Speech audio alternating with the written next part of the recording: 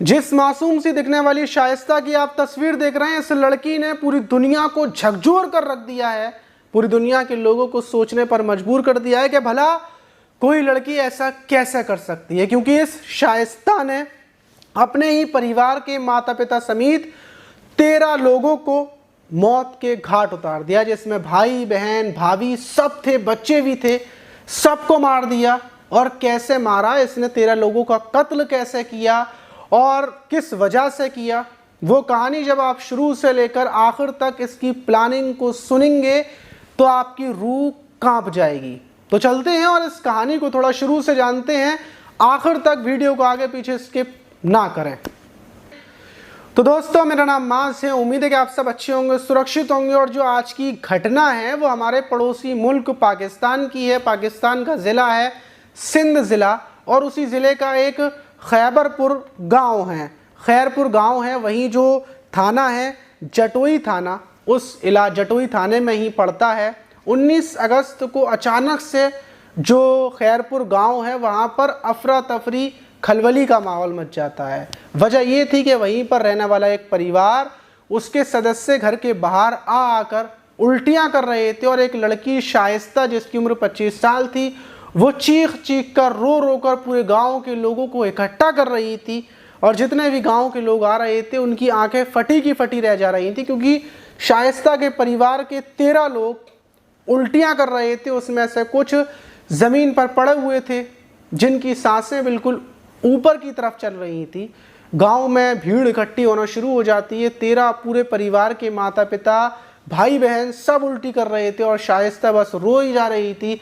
फौरन गांव वाले 13 लोगों को ट्रैक्टर गाड़ी जो मिलता है उसमें लेकर अस्पताल की तरफ भागते हैं। और रात के टाइम जब सरकारी अस्पताल में लेकर पहुंचते हैं सारे 13 लोगों को लेकर पूरे, तो उसमें से 9 लोगों की डॉक्टर्स चेक करते हैं, जब तक 9 लोगों की मौत हो जाती है।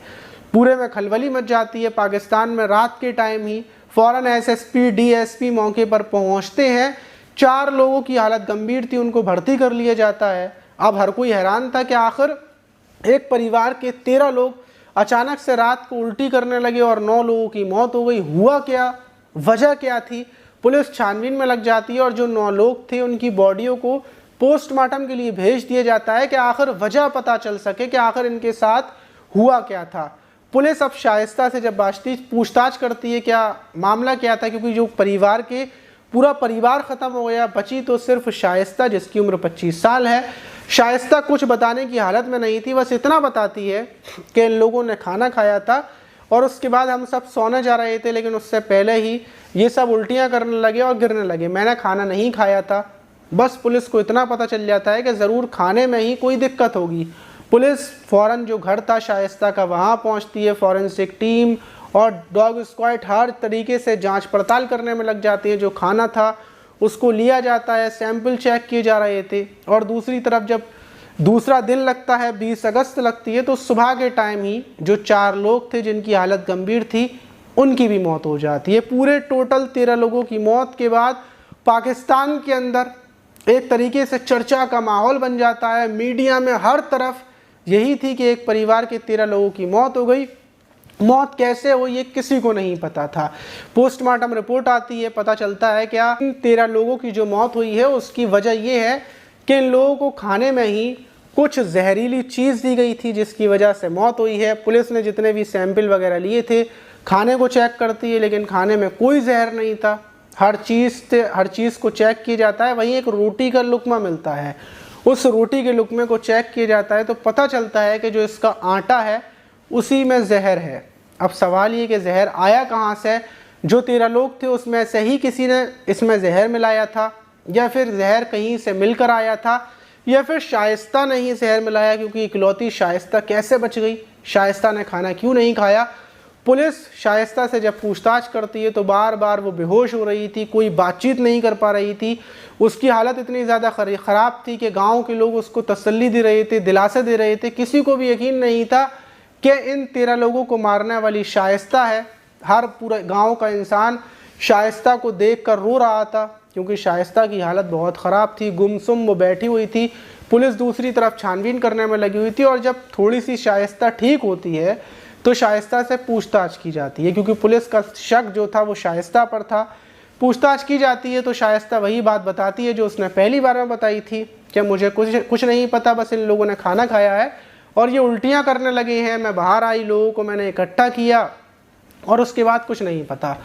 थोड़े दिन गुजरते हैं, फिर तीसरी बार पुलिस फिर शाइस्ता से पूछताछ करती है, लेकिन शाइस्ता एकदम पक्के पर थी, कुछ भी कबूल करने को तैयार नहीं थी। अब पुलिस उसको मार तो सकती नहीं थी, इसलिए पुलिस दूसरे तरीके से जांच पड़ताल शुरू करती है। शाइस्ता के बारे में उसके दोस्तों से, हर एक इंसान से पूछताछ करती है। तो उसी बीच पुलिस को पता चलता है कि जो शाइस्ता है इसकी प्रेम कहानी आमिर बख्श नाम के लड़के से चल रही है, जो यही गाँव का रहने वाला है और उससे ये बेहद ज़्यादा प्यार करती है, शादी करना चाहती है, लेकिन परिवार ने इसका रिश्ता कहीं और तय कर दिया था। इतना पता चलते ही पुलिस को एक सबूत सा मिल जाता है और पुलिस फिर शाइस्ता को उठाती है और बोलती है कि जो तुम्हारा प्रेमी आमिर बख्श है उसने हमें सब बता दिया है, अब तुम जल्दी से अपना गुनाह कबूल कर लो। सख्ती से जब पूछताछ की जाती है, ऐसे की जाती है, तो शाइस्ता टूट जाती है और बोलती है बिल्कुल मैंने ही अपने परिवार के 13 लोगों की हत्या की है, लेकिन मैं अकेली नहीं हूँ। मेरा जो प्रेमी आमिर बख्श है उसी ने मुझे वो दवा दी थी, शीशी दवा की दी थी और बोला था कि इसको खाने में डाल दोगी तो खेल ख़त्म हो जाएगा। क्योंकि जो हमारा परिवार है, जब हमने अपने परिवार को शादी करने की बताई, शाइस्ता ने परिवार को बोला कि वो आमिर बख्श से शादी करना चाहती है, तो परिवार ने उसकी शादी के लिए मना तो किया, बल्कि जब उसने शादी की बोला तो फटाफट उसकी शादी की प्लानिंग करके दूसरी जगह रिश्ता भी कर दिया। या फिर तो ये होता कि वो लोग मेरी शादी कहीं और तय नहीं करते तो भी ठीक था, वक्त गुजरता रहता। लेकिन जब मैंने अपनी शादी की बोला तो आमिर से तो उन्होंने शादी की कोई बात नहीं की, बल्कि कहीं और करने लगे। इस चीज़ से मेरा दिमाग बहुत ज़्यादा ख़राब था। ये बात जब मैंने आमिर को बोली तो आमिर भी बहुत ज़्यादा टेंशन में, और आमिर ने मुझे शीशी दी और मुझसे ये बोला कि इसको आटे में मिलाकर रोटियां बनाकर सबको खिला देना, बस तुम मत खाना। रोटियां जैसे ही परिवार खाएगा तो उसके बाद सब लोग राज़ी हो जाएंगे और हम लोगों की शादी हो जाएगी। मुझे कुछ नहीं पता था, मुझे ऐसा लग रहा था कि शायद इसके अंदर कोई बंदिश होगी, जादू टोना होगा किसी मौलाना से या फिर किसी से ये आमिर लेकर आया होगा, जिसको पीने के बाद सबके दिल बदल जाएंगे। लेकिन जब मैंने रोटियां बनाकर लोग सबको खिलाई तो सब गिरने लगे और उसके बाद मुझे एहसास हुआ कि कोई ये दवा नहीं थी, बल्कि ये लोगों को मारने की दवा थी। और फिर क्या था, फिर आमिर को मैंने फ़ोन कर बताया, उसने मुझे यही बोला कि बस एक ही जवाब देना है पुलिस को कि मुझे कुछ नहीं पता, पुलिस हमारा कुछ नहीं कर पाएगी। लेकिन जब आपने बताया कि आमिर ने सब कबूल कर दिया है तो फिर मैंने भी कबूल कर दिया।